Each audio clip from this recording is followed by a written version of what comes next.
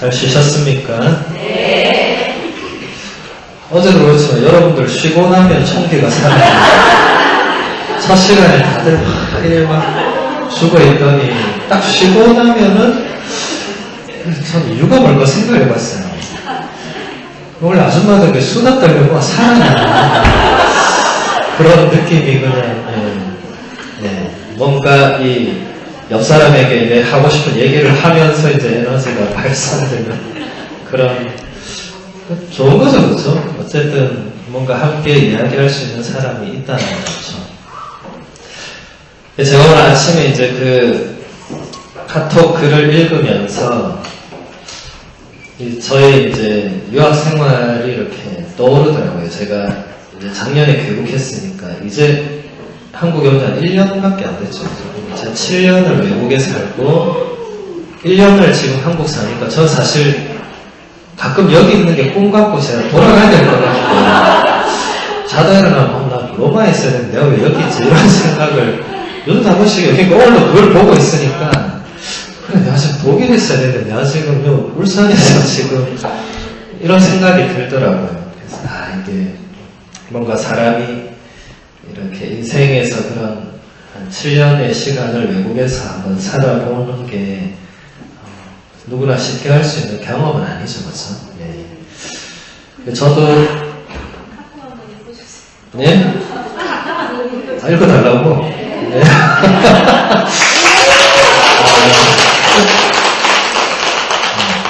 다음 시간에 읽어드릴게요. 오늘은 이 시간 제가 갑자기 제 유학 생활이 갑자기 떠올라서 저 그런 얘기하면 또 신자들이 좋아하시더라고요. 제가 로마로 유학을 가서 이렇게 살아보니까 저한테 항상 이제 달라붙는 수식어가 있었어요. 그게 이방인입니다. 이방인. 네. 여러분 이 창세기에 보면 이 창세기 아브라함도 그렇고 이삭도 그렇고 야곱도 그렇고 요셉도 그렇고 탈출기에 모세도 그렇고 공통점이 다 뭔지 아세요? 네. 하느님께서 그들을 의도적으로 이방인으로 만듭니다. 아브라함한테 하나님이 뭐라고 하죠? 너의 고향과 아비와 친족의 집을 떠나서 내가 너에게 보여줄 땅으로 가라고. 잘 살고 있는데 갑자기 왜 가라 그래요? 근데 또 아브라함도 아까 노아처럼 어떻게 하죠? 아무런 불평, 원망 제가 왜 가야 됩니까? 안 하고 가죠. 어딘지도 모르고 뭐 하는지도 모르는데 갑니다 그냥. 저도 로마 가기 전에 주교님 저를 불러서 로마로 가라 이렇게 하시더라고요. 그때 제가 왜 갑니까? 이 한마디를 했었어요. 그때 제 머릿속에 아브라함이 떠올랐습니다. 왜냐면 제가 주교님 만나기 전날 예비자 교리할 때 아브라함 얘기를 했었거든요. 아브라함은 그렇게 묵묵히 가서 우리 이방인으로 살고 했다고 하고 나서 주교님 저를 불러 가라고 하니까 해서 이제 저도 가서 이제 이방인으로 살았는데 제가 이방인으로 살아보니까 이건 살지 않은 사람은 결코 이방인을 알 수가 없는 거구나 이게. 제가 그전까지 너무 쉽게 이방인에 대해서 얘기했구나. 그리고 왜 하느님이 그렇게 성경에 보면 구약 성경 전체를 보면 고아와 과부와 이방인을 잘 돌보아 주라고 했는지 이유도 다 알겠더라고요. 이방인이 고아 과부와 비슷한 사람이라는 거죠. 그래서 이렇게 제가 하루하루를 이렇게 살면서 일단 거기는 저하고 같은 말을 쓰는 사람이 일단 아무도 없잖아요. 그냥 그 나라 말을 써야 돼요. 근데 제가 지금이야 이태리어 그냥 하지만 그때는 이태리어의 ABC를 모르고 그냥 갔어요. 진짜 아브라함처럼 가라니까 간 거예요. 가서 이제 이태리어 첫 시험 치는데 바로 빵점을 맞았어요. 뭘 알아요. 시험지를 보니까 이게 글자만 알겠더라고요. 이 글자인지 아닌지만 알겠고 나머지는 하나도 몰라요. 제 이름 어디 써야 되는지도 몰랐어요. 저는 영어랑 이태리어가 비슷하다고 아주 순진하게 생각하고 갔어요. 갔더니 영어랑 이태리어는 전혀 다른 민족의 언어였어요. 아무튼 그렇게 이제 이방인 생활을 했는데, 이방인으로 사는 거는 뭐 또 살다 보니까 또 사라지더라고요. 사람은 하느님께 받은 큰 선물이 전 두 개가 있다고 생각해요. 하나는 적응하는 거. 어쨌든 적응해서 삽니다, 사람이. 아무리 환경이 극하고 해도 살다 보면 또 사라져요. 적응을 한단 말이죠. 또 하나의 은총은 제가 자주 표현하는 망각의 은총. 네. 잊어버리죠, 그죠? 안 잊어버리면 우리 여기 이렇게 편안하게 못 앉았습니다. 지난 시간에 힘든 거 여러분 매일 다 기억하고 사람이 미쳐서 살겠어요. 네. 저도 이렇게 지나고 보니까 유학생활에 초창기에 그래 힘든 게 많았는데 기억이 안 나요, 기억이. 예. 진짜 이건 망각의 은총이다. 그거 다 기억나면 제가 맨날 주변에 원망하고 살지 않겠어요. 왜 나를 보내셨습니까? 이럴 거 아니에요. 예레미야가 그렇게 하나님께 그렇게 얘기하죠. 왜 나를 보내시냐. 요나도 막 그러죠. 왜 나를 보내냐. 하고 많은 사람들 저 많은데 왜 하필 나를 보내냐. 그 다 이유가 있습니다. 본인이 찾아야 되는 이유인데. 근데 이방인으로 사는 것은 적응이 되더라고요. 그런데 저는 또 사제 살아요, 사제. 신부 사제 같은 말이죠, 그죠? 네. 저는 사제 때 가니까 신자가 아무도 없어요, 저희 신자가. 그러니까 아무도 저를 신부라고 부르지 않아요. 그리고 제가 신부로서 하는 일이 아무것도 없습니다. 그냥 학생으로 학교 가서 수업 듣고 집에 와서 숙제하고 잠자고 공부하고 이게 다예요. 네. 그럼 미사는 그 주로 혼자 드리고, 네.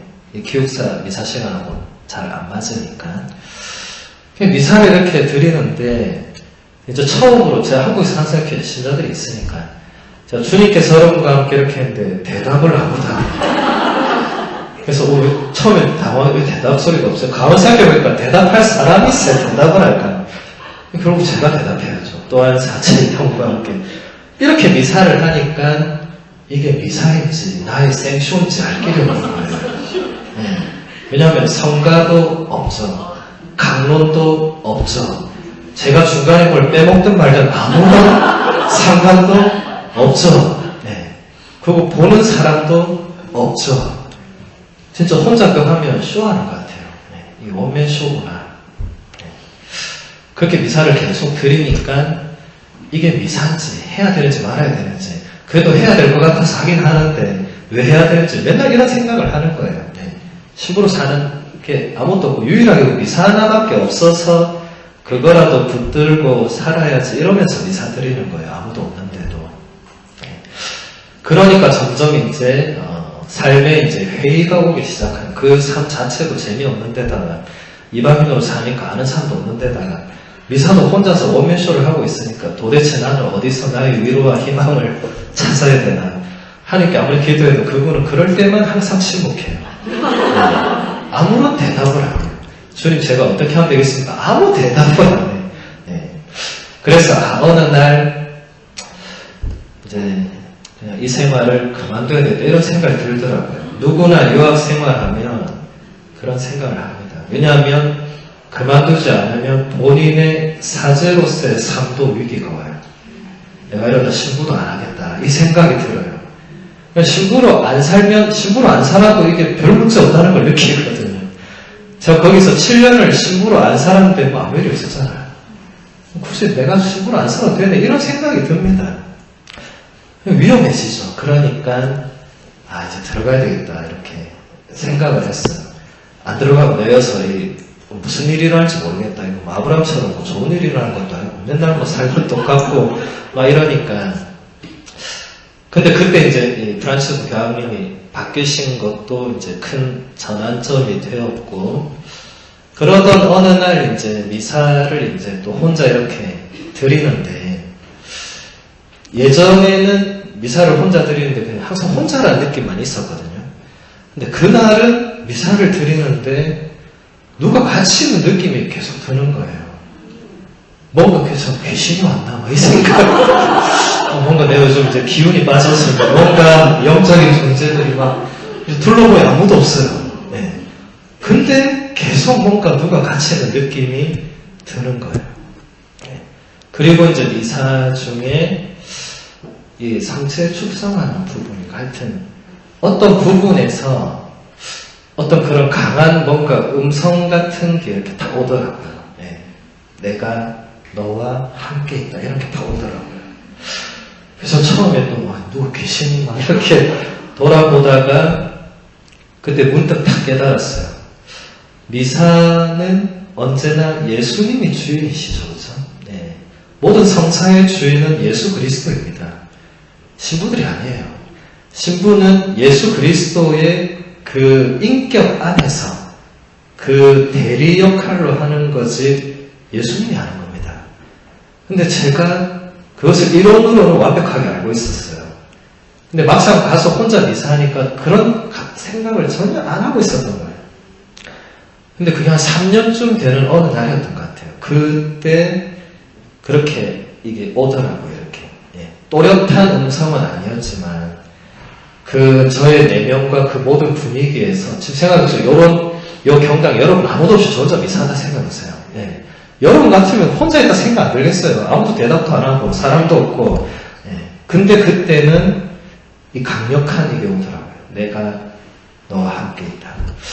그날 미사 때 제가 반성을 많이 했습니다. 내가 예수님이 미사의 주인이시고 예수님이 항상 나와 함께 계신다고 내가 머리로 알고 있었는데 막상 이방인으로 사니까 그런 거 다 까먹고 언제 돌아가나 맨날 그 생각만 하고 그분이 나와 함께 여기에도 계신다는 생각을 못하고 살았던 거예요.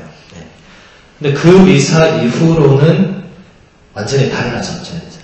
그 미사 이후로는 더 이상 혼자라는 그런 느낌이 들지 않고 그냥 그분이 나와 이제 더 이상 그런 음성은 안 들려오지만 이제 그런 한번 뭔가 확신으로 이게 바뀌니까 더 이상 원맨쇼가 아니고 그 미사가 그렇게 풍요로울 수가 없어요. 그 3년 동안 그래 하기 싫고 억지로 가서 막 했거든요. 막 왜 해야 되나 이러면서 내려가서 했는데 그 뒤부터는 그분과 나와의 둘만의 시간으로 바뀌는 거예요. 네. 왜냐면 둘밖에 없으니까. 그전에는 막 해치우듯이 했어요. 왜냐면 막 숙제할 것도 많은데 미사까지 하면 막 짜증이 나고. 이제 숙제를 해야 되는데 미사를 해야 돼. 근데 미사를 하러 가긴 갔죠. 근데 이제는 미사를 하러 가서 진짜 그분과 뭔가 이 깊은 대화를 나누는 거예요. 그전에는 그럴 시간도 여유도 아무것도 없었어요. 그러니까 제가 그때 느낀 게 진짜 모든 일에는 때가 있는 거구나, 이게. 그래, 난리칠 때는 저분이 아무 응답을 안 하더니, 이제는 다 때려치우고 돌아가야겠다 하니까 그때 응답을 다 주는 거예요. 그분의 타이밍이 항상 그래요. 하느님의 타이밍은 우리하고 항상 달라요. 네. 여러분도, 그래서 제가 항상 그랬잖아요. 열매는 바로 그때 뭔가 오지 않는다. 제가 그냥 하는 말이겠습니까? 저도 그렇게 체험을 하니까, 이게 하느님이 그렇다고 우리를 내버려 두고 이런 분이 아닙니다. 항상 보고 계시고 옆에 있는데 우리가 모르고 그냥 막 사는 거죠, 그냥. 네. 근데 그런 어떤 그분의 현존에 대한 그런 확신이 오면 그때부터 달라지죠. 네. 그래서 여러분들도 살아가다 보면 특히 엄마들은 그런 게 있을 거예요. 여러분이 집에서 이방인 같은 느낌이 들 거예요. 이 집은 누구 집인가? 그래, 남편 거지. 제대로 누구 아들인가? 저 남자 아들이지. 난 누군가? 또 여기는 어딘가? 나는 왜 여기서 이렇게 있어야 되는가? 이런 생각을 하겠죠, 그죠? 네. 근데 그렇게 치면은, 우리 모두는 이방인이죠, 사실은. 네. 근데 우리가 이방인이지만, 우리에게 정말 유일하게 희망이 될 수 있는 것은 하느님께서 우리와 함께 계신다. 아까 그 임마누엘이라는 그 단어 있죠, 그죠? 네. 하느님이 우리와 할 때는 나를 포함한 우리라고 제가 늘 얘기했죠. 그러니까 정확한 표현하면 하느님께서 나와 함께 계신다 라는 겁니다. 이것을 여러분이 체험을 해야 되겠죠. 네. 그리고 체험하시게 될 겁니다. 이 창세기 공부나 이 여정에서 체험할 수도 있고 저처럼 뜻하지 않은 순간에 체험할 수도 있고 제가 그 체험을 하게 해달라고 막 기도하거나 이런 적 없어요. 네. 그냥 이제는 돌아가야지 이 생각만 하고 있었는데 그냥 갑자기 그렇게 딱 되더라고요. 그러니까 여러분들도 그런 포기하고 싶은 순간들, 이제는 다 놓아버리고 싶은 순간들이 있어도 그렇게 놓아버리면 안 되는 겁니다. 하느님이 우리를 그냥 버리는 분이 절대로 아니에요. 방식이 다르고 때가 다르고 그분이 하시는 어떤 그게 다를 뿐이지. 그래서 그것을 인내로 견뎌내야 되는 겁니다. 그 호세 마리아 에스크리바 성인이 길이라는 책을 이렇게 썼어요. 그 성인의 가장 유명한 책입니다. 999개 금원으로 되어 있는데 여러 주제로 쓰여 있는데 그 마지막 주제가 인내요, 인내. 거기서 호세 마리아 성인이 이런 말을 합니다. 시작은 아무나 할 수 있지만 인내는 오직 성인들의 것입니다. 여기서 말하는 성인은 20살 이상의 성인이 아니고 우리 가톨릭 교회의 성인들을 말합니다. 그러면서 그 호세 마리아 성인이 이렇게 당부해요. 여러분들의 시작이 맹목적인 충동의 결과가 아니기를 바란다. 그리고 그것이 묵상을 통한 인내의 열매이기를 바란다. 그렇게 써놨어요.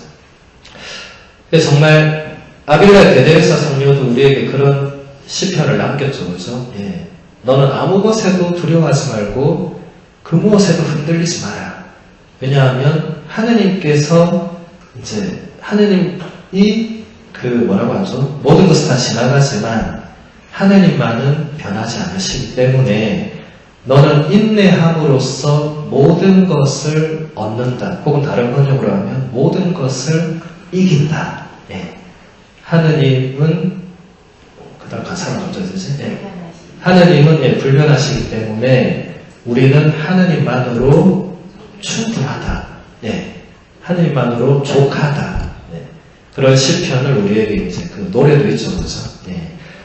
결국 인내함으로써 결국은 모든 것을 얻는다. 여러분, 자녀나 남편이 정말 여러분의 인내심의 한계를 건드리겠지만 끝까지 인내하면 뭔가 열매를 얻는다. 그렇다고 남편이나 자녀가 여러분이 원하는 대로 사람이 바뀌거나 절대 그렇지 않습니다. 그런 게 열매가 아니에요. 여러분, 결국 열매는 여러분이 변화되는 게 열매입니다. 우리는 저 사람이 변화되기를 바라죠. 그런데 나는 잘 안 변해요. 근데 내가 변하면 저 사람이 변하게 되어 있어요. 왜 그렇겠어요? 내가 저 사람을 보는 시각이 변하기 때문에 저 사람이 달라 보일 수밖에 없는 거예요. 근데 저 사람이 아무리 변해 있어도 내가 안 변하면 저 사람은 어떻게 되는 겁니까? 똑같은 사람입니다. 그러니까 결국은 내가 변해야 됩니다. 예전에 어느 영국의 어느 나라 주변의 묘비에 그렇게 적혀 있었다 했죠. 나는 처음에 세상을 바꾸기 위해서 막 기도하고 노력했는데 세상이 안 바뀌더라. 나 그 다음에 우리나라를 한번 바꾸기 위해서 그렇게 애쓰고 노력했는데 우리나라도 안 바뀌더라. 나는 그 다음에 우리 교구가 바뀌기 위해서 다 애써 노력했는데 우리 교구도 안 바뀌더라.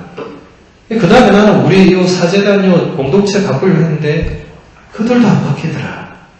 죽기 전에 가만히 생각해 보니까 내가 바꿀 수 있는 건 나 자신밖에 없더라. 내가 왜 그동안 다른 사람 바꾸려고 그렇게 살아왔는지 모르겠다. 내만 바뀌면 다 바뀔 건데 나는 안 바뀌고 자꾸 이 사람 바꾸려고 저 사람 바뀌길 바라고 일을 하니까 아무것도 안 바뀌더라. 여러분도 우리 자신이 변해야 다른 것도 변하게 되어 있습니다. 그렇죠? 그런 여러분들이 되시기를 바랍니다. 아까 방주에 대해서 우리가 아까 숫자의 그 신비적 의미를 받고 이제 아우구스티노 성인이 방주를 해석한 것을 한번 읽어드리겠습니다. 의심할 여지 없이 방주는 이 세상에서 나그네살이하는 하느님 나라, 다시 말해서 교회의 예형이었습니다. 교회는 나무, 곧 하느님과 인간을 중개하는 인간 그리스도 예수가 매달린 나무를 통해서 구원받습니다. 방주의 길이와 높이와 너비의 척도는 앞으로 오시리라 예고된 대로 오신 분의 인간 육체를 나타냅니다. 방주의 옆쪽에 문을 맺는데 그것은 다름 아닌 십자가에 달린 분의 옆구리가 창으로 찔려 생긴 바로 그 상처를 상징합니다. 그분에게 오는 사람들은 이 문을 통해 들어갑니다. 믿는 이들은 이 상처에서 흘러나온 성사들로 교회 안에 들어옵니다. 방주를 네모난 나무로 만들어야 한다는 것은 성도들의 안정된 삶을 의미합니다. 사각형은 어디로 굴리든지 똑바로 서기 때문입니다. 방주 건조에 관하여 언급된 다른 모든 것들은 교회 안에 있는 사물들을 상징합니다. 이게 제가 어제 말씀드린 그 전형적인 예형론적인 해석입니다. 예. 그러니까 방주가, 물론 그때는 그 노아의 방주 이야기로 이제 첫 번째 인류의 그 죄악이 하느님이 다 멸망시키시고 이제 새로운 창조로 이제 다시 새 창조가 시작되었는데, 교부들은 이 또한 그게 바로 교회다, 교회. 예. 방주는 바로 교회다. 그래서 방주 모양으로 교회나 성당 많이 짓죠, 그죠? 예. 근데 여기서 말하는 교회는 건물 교회가 아니라 제가 어제 얘기한 바로 이 하느님의 이 백성, 우리들이 바로 그 방주 안에 들어간 사람들이 되는 거죠. 그러니까 노아의 방주가 나무로 만들어졌죠, 그죠? 예. 나무로 구원받은 것처럼 십자가도 나무로 되어 있죠. 우리도 나무로 구원을 받은 거죠. 그리고 하느님께서 방주 옆으로 문을 내라고 했죠. 근데 이것을 아우구스틴 성인이 이게 바로 예수님의 옆구리에 그 상처 아니냐. 예. 거기서 피와 물이 흘러나와서 그게 성사를 이루고 그게 교회를 이루는 거 아니냐. 진짜 놀라운 해석이죠, 그렇죠? 예. 이렇게 연결되는 겁니다. 구약과 신약이. 예. 그냥 노아의 방주 이야기로 끝나면 그거는 그냥 이솝 우화, 그리스 신화, 전설하고 별다를 게 없는 거예요. 예수 그리스도로 이어지지 않으면 아무리 창세기의 아름다운 이야기들도 의미를 더 이상 지니지 못하는 겁니다. 그것을 교부들이 이렇게 했고 우리 교회는 그것을 그대로 지금까지 따라온 것입니다. 예. 그래서 교회라는 말은 결국 이 교회 헌장, 바티칸 공의문헌 교회 헌장 1항에 보면 이렇게 써져 있어요. 교회는 그리스도 안에서 성사와 같습니다. 교회는 하느님과 이루는 깊은 결합과 온 인류가 이루는 일치의 표징이며 도구입니다.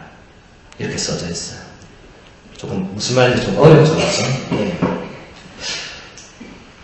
교회가 왜 성사가 되느냐? 성사라는 말은 원래 그리스어로 이 미스테리온이라는 말이 있습니다. 네. 미스테리온은 여러분 지금 우리가 쓰는 말도 같은 의미죠. 이 영어로 미스터리함이 뭐죠? 네, 신비로운 거. 뭔가 인간이 이상으로는 풀어낼 수 없는 그 무엇을 말하는 거죠. 똑같습니다. 저 미스테리온이라는 저 그리스어 단어가 원래 내포하는 것은 그리스어는 철저히 신적인 영역과 인간적인 영역이 구분된 사회였어요. 그리스 사람들은 철저히 신화의 그 세계를 믿고 인정하는 사람들이었어요. 예. 그러니까 여기를 살고 있지만 저 어딘가 올림푸스 산에는 제우스 신이 살고 있다고 다 믿고 살았어요. 예. 그 신들도 자기들끼리 밥 먹고 싸우고 맨날 그러고 우리도 우리끼리 막 이렇게 하고 가끔씩 신들이 와서 개입하고 우리는 근데 개입 못하고 그렇게 생각했어요. 네. 그 영역에 해당되는 모든 것이 미스테리온이다. 이렇게 했습니다. 그래서 바오로 사도도 이 단어를 그런 의미로 씁니다. 하느님께서 정말 이 시작 세상 창조 이전부터 감추어 오신 미스테리온이 있다고. 네. 그게 바로 예수 그리스도라고. 네. 그게 그리스 사람들에게는 제우스고 뭐 그 수많은 신들인데 우리는 그게 바로 예수 그리스도다. 네. 그러니까 이 미스테리오는 그런 의미를 가지고 있었는데 이게 이제 라틴어로 번역이 되면서 두 가지로 번역이 돼요. 첫 번째는 글자 그대로 가져와서 미스테리움, 음력을 그대로 합니다. 이렇게 번역되고 그 다음에 또 다른 단어로 번역되는데 그게 사크라멘툼이 됩니다.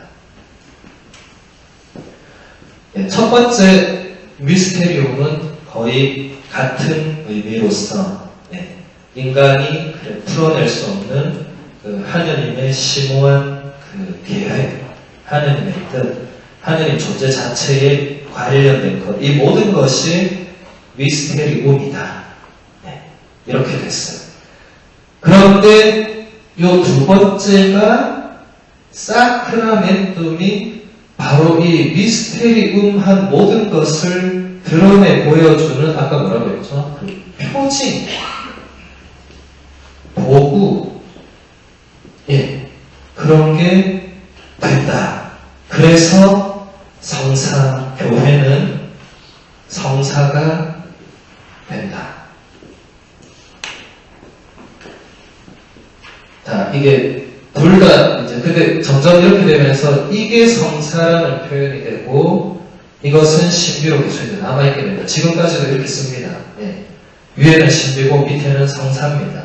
이 성사가 이제 여러분이 날마다 참여하는 상체 성사, 또 고해 성사 이런 것들이 물론 이 교회가 공식적으로 이제 이 인정한 7개 성사지만 사실 원래 성사의 의미는 이렇게 눈에 보이지 않는, 이렇게 드러나지 않는 하느님의 그 모든 신비를 드러내 보여주는 그런 표징, 그런 도구, 이런 것을 성사라고 합니다. 근데 이 사크라멘tum이, 그러니까 이 라틴어로 사크라 하면 이게 거룩하다는 거거든요. 멘tum 하면 뭐 그런 것들, 이렇게 거룩한 것들, 거룩함과 관련된 것. 이런 의미가 있는데 또 사크라멘tum 그 자체의 의미는 원래 라틴어로는 이게 맹세, 서약 이런 거였습니다. 여러분 맹세를 언제 하는 거예요? 여러분 언제 맹세해봤어요? 여러분 결혼할 때 다 했잖아요. 지금 별로 기억하고 싶지 않으시겠지만 여러분 혼인할 때 이거 다 했어요. 근데 뭐라고 합니까? 나 누구누구는 저 누구누구를 한평생 사랑하고 신의를 지키면서 같이 살기로 서약했잖아요. 여러분 안 했습니까? 다 그날을 지금 기억 속에서 지우고 싶겠지만 했잖아요. 그런 게 맹세고 서약입니다. 근데 여러분이 또 이걸 할 때가 있었어요. 언제 했습니까? 세례 받을 때. 자, 여러분 세례 받을 때 한번 기억해 봅시다. 여러분 세례 받을 때 신부님이 일단 여러분한테 물어보죠. 전능하신 천주 성부 천재 창조주를 믿습니까? 이런 뭐라고 하죠? 믿습니다. 그 다음에 그 외아들 우리 주 예수 그리스도의 사도신경을 물어봅니다. 하면 믿는다고 대답하고 그 다음 맞아. 여러분은 죄의 근원인 마귀를 끊어버립니까? 뭐라고 하죠? 끊어버린다고. 그냥 대답하는 게 아니고 그때 이거를 한 겁니다. 여러분은 하느님의 자녀로서 그 고귀한 풍요를 누리기 위해서 모든 악습을 끊어버립니까? 할 때 끊어버린다고. 맹세는 그럴 때 하는 거예요. 여러분 친구끼리 하는 건 맹세가 아니에요. 내 얼마 빌려줄 테니까 언제든 갚아라. 이거는 맹세가 아니에요. 우리끼리 하는 거는 그냥 약속이죠. 약속. 약속은 지킬 수도 있지만 못 지킬 수도 있고 안 지킬 수도 있습니다. 근데 맹세나 서약은 그런 차원이 아닙니다. 이것을 통해서 뭔가 이제 새로운 차원으로 넘어가는 거거든요. 그냥 서로 주고받는 약속이 아니에요. 이것을 통해서, 자, 아까 보세요. 뭔가 넘어오는 이게 사실은 저 역할을 하는, 인간이 할 수 있는, 인간이 저 심적인 것에서 인간적인 것으로 들어오는 저 뭔가를 인간도 참여할 때 저걸 할 수밖에 없는 거예요. 네. 하느님 편에서는 저렇게 안 해도 돼요. 제가 얘기했죠. 하느님은 언제나 성실하신 분이기 때문에 맹세는 안 해도 돼요. 근데 구약에 보면 하느님이 뭐라고 하죠? 내가 나 자신을 두고 맹세한다. 이거는 깰 수 없다는 거죠. 여러분이 여러분 자신을 두고 맹세한 건 뭡니까? 언제든지 깰 수 있다.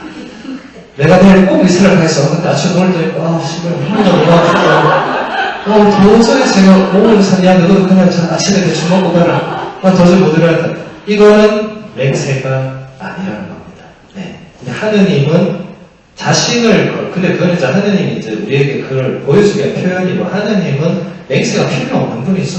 존재 자체가 이미 맹세를 넘어서 있는 분이죠. 그렇죠? 근데 우리는 저걸 해야 돼요. 저걸 함으로써 또 이 단어가 이 군대 용어거든요. 여러분, 군인들이 이거 맹세하면 어떻게 하죠? 죽음을 불사하고도 나아가야 되죠. 예. 맞잖아요. 군인이 이제 맹세를 하잖아요. 그러면 그 전투 지휘자가 너는 저기 가서 죽더라도 그렇게 해서 어제 다윗이 우리하고 그래가 죽잖아. 죽더라도 가야죠. 왜? 맹세를 했기 때문에. 네. 나는 죽더라도 이 상관의 지켜서 하겠다고. 그럼 우리가 세례 때 이걸 한 것은 어떤 의미의 죽음이 됐습니까? 나도 이제는 더 이상 옛날의 나로 살지 않겠다. 옛날의 나는 이제 죽는 것이다. 네. 그리고 나는 예수 그리스도의 죽음을 그대로 따르겠다. 이런 여러 가지 의미가 있는 거죠. 어쨌든 그런 뭔가 이 하느님과 관련된 이러한 것을 드러내 보여주는 표징으로서 교회는 성사적인 게 맞습니다. 예. 교회는 그 자체가 하느님 나라라고 말할 수는 없지만 교회를 통해서 하느님 나라가 무엇인지를 사람들이 느끼고 볼 수 있는 거죠. 그런 의미에서 예수 그리스도가 누구를 보여줬습니까?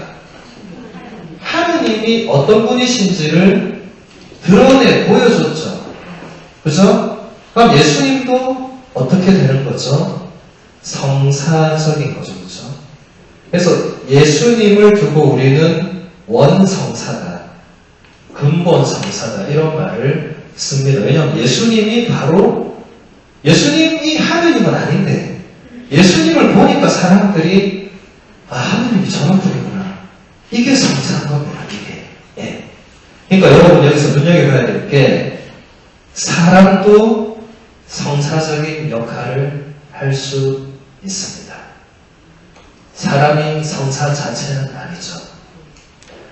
여러분 모르셨겠지만 어제가 요한 바오로 2세 성인 교황님의 축일이었어요. 네. 여러분 요한 바오로 2세를 살아있을 때 봤어요. 그분이 한 모든 일들을 봤어요. 그분을 통해서 일어나는 일들을 봤어요. 그건 다 성사적인 거죠. 그 요한 바오로 2세는 본인의 존재가 그런 성사적 역할을 한다는 걸 너무 잘 알고 있는 분이었어요. 왜 그런가 알아봤더니 이분이 신부되기 전에 연극 배우를 했어요. 인물도 좋은데. 네. 요한바오로에서 젊으셔 사진도 진짜 우리나라 영화배우 깜치게 잘생겼어요. 연극 배우를 한 사람이니까 뭘 한다는 거예요? 본인이 이 역할을 어떻게 하면 가장 극대화할 수 있는지를 가장 잘 보여줬던 분이죠.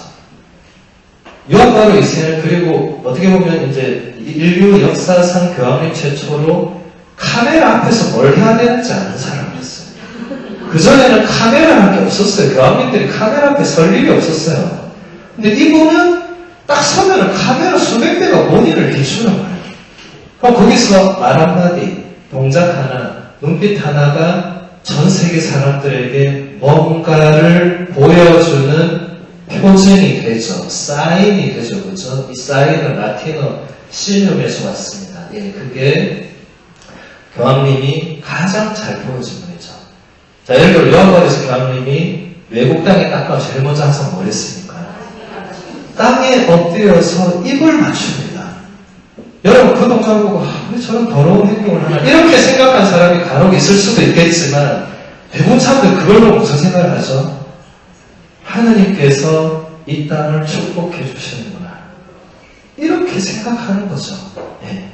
그걸 분명히 의도적으로 하신 것도 있습니다. 그 요한베드로 2세가 교황 중에 최초로 어린 갓난아기들에게 입을 맞춰준 분이에요. 예. 그러니까 그 예전에는 사람들이 교황님 만나는 것도 불가능했고, 예. 근데 교황님이 이렇게 유아 세례를 직접 집전하시면서 그 전 세계에 생중계가 돼요, 항상. 그 아이한테 세례를 주고 마지막에 입을 맞춘 부모님은 막 감격의 눈물을 흘립니다. 그 교황님이 애 만져줘서 감격스럽겠어요? 그게 아니죠. 하느님께서 우리 아이에게 이렇게 축복해 주시는구나 라는 것을 말은 안 해도 다 느끼는 거예요. 예. 그런 게 성사라는 거예요. 성사. 네. 여러분들도 삶으로 성사를 드러내야 되겠죠. 제가 어제 정교 얘기하면서 말로 해서 되는 게 아니더라. 그게 복음을 전하는 거, 예수를 전하는 게 말로 한다고 따라오는 사람 한 명도 없더라. 근데 삶으로 살아내면 사람들이 예수를 믿게 되더라. 네. 뭐 이태석 씨의 얘기도 있고 마더 데레사 얘기도 있고 요한바로 2세 교황님도 마찬가지죠. 요한바로 2세 교황님도 외국 가면 주 예수를 믿어서 이런 말을 안 해요. 그분이. 근데 그분의 모습을 보고 수많은 사람들이 나도 이제 정말 세례를 받고 하나님 믿어야 된다 이런 생각을 하는 거죠. 그게 성교고 그게 성사적인 겁니다. 여러분들도 그런 성사적인 그런 존재가 되어야 되겠죠. 우리도 하느님의 그런 도구가 되어야 되겠죠. 마더 데레사 주님이 항상 그렇게 기도했다고 그러죠. 저는 하느님의 몸담는 피 되게 해달라고. 정말 도구 중에 가장 쓸모없는 도구지만 그거라도 되게 해달라고 맨날 기도하셨다는 거죠. 그 실제 그렇게 사셨잖아요. 네, 그렇게 기도하시고 우리도 그런 도구가 되어야 되겠죠. 나만 예수를 알고 나만 성경을 알고 나만 하나님을 알고 나만 구원받는 것은 우리 그리스도교하고는 전혀 맞지 않습니다. 우리는 항상 교회로 우리로 공동체로 같이 가는 겁니다. 네. 저것이 이제 성사의 의미가 되겠고 그 다음에 창세기 7장 17절에서 20절 읽어드리겠습니다. 땅에 40일 동안 홍수가 계속되었다. 물이 차올라 방주를 밀어올리자 그것이 땅에서 떠올랐다. 물이 불어나면서 땅 위로 가득 차오르자 방주는 물 위를 떠다니게 되었다. 땅에 물이 점점 더 불어나 온 하늘 아래 높은 산들을 모두 뒤덮었다. 물은 산들을 덮고도 15안마나 더 불어났다. 토리노의 마치모라는 성인이 이 부분을 이렇게 해석했습니다. 40일이라는 가장 거룩한 이 숫자가 어디에서 시작하는지 살펴보겠습니다. 구약 성경은 노아 시대에 온 인류가 사악한 범죄에 사로잡히고 억수 같은 물이 여러 날 동안 하늘에 열린 수문에서 쏟아졌다는 것을 알려줍니다. 사순절이라는 일종의 신비스러운 이미지로 볼 때 땅이 이렇게 침수되었다는 것은 홍수보다는 세례와 관련이 있습니다. 이것은 분명히 죄인들의 사악함이 없어지고 노아의 의로움이 보존되는 세례였습니다. 이런 까닭에 주님께서는 그때를 본떠서 지금도 우리에게 사순절을 주셨습니다. 따라서 하늘이 열려있는 동안 이날의 숫자 40일 내내 하늘에서 내리는 자비로운 비가 우리에게 퍼붓고 홍수로 구해주는 씻는 물은 세례에서 우리를 교화하고 그 경우처럼 우리가 지은 사악한 죄는 물이 흐르면서 우리 안에 가라앉고 의로운 덕이 보존됩니다. 노아와 관련해서 같은 주제가 우리 시대에도 그대로 적용됩니다. 세례는 죄인에게 홍수이고 신실한 이에게는 정화입니다. 주님의 씻음으로 의로움이 보존되고 불의가 파멸됩니다. 이 40이라는 숫자를 이 막시모 성인이 이게 그냥 숫자가 아니라 지금 우리가 사순절 지내는 거 있죠, 그죠? 예. 그게 다 이 성경에서 오는 것이다. 그러니까 40일 동안 비가 내렸다는 게 40일 동안 비가 내린 정보를 알려주는 게 절대로 아닙니다. 여러분 성경을 그렇게 읽으면 안 돼요. 네. 그게 다 다른 그 깊은 의미를 담고 있다는 겁니다. 예. 예수님이 광야에서 40일을 단식하죠. 그렇죠? 모세도 시나이 산에서 40일을 단식하죠. 이스라엘 백성은 40년을 광야에서 머무르죠. 이런 숫자들이 그냥 40 이게 아니에요.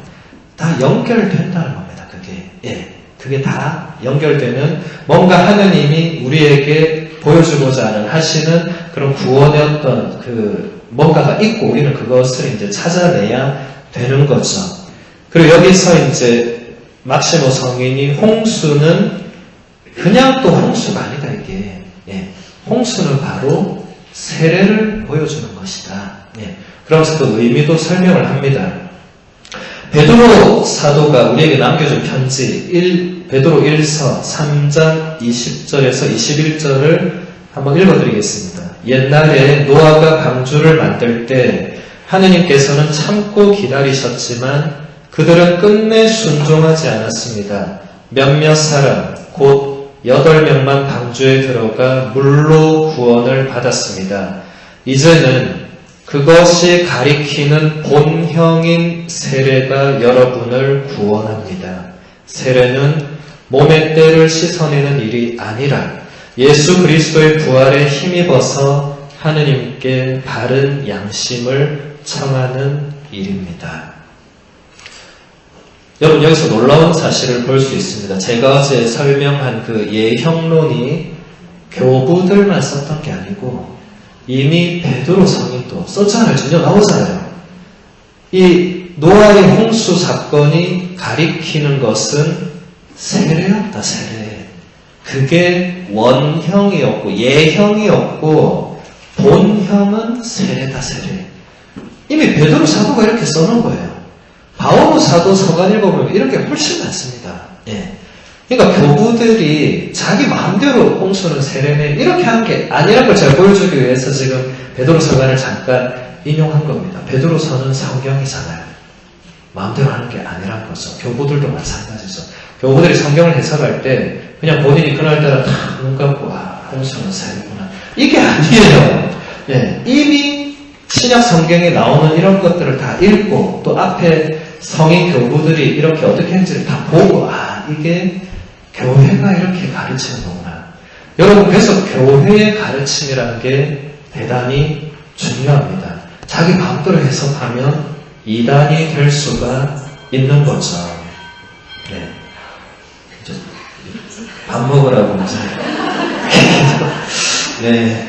종이 쳤으니까 원래 수업도 종치면 종치는 것으로 해서 여러분 신나는 식사 시간입니다. 식사 맛있게 하시고 또 조금 있다가 다시 뵙도록 하겠습니다.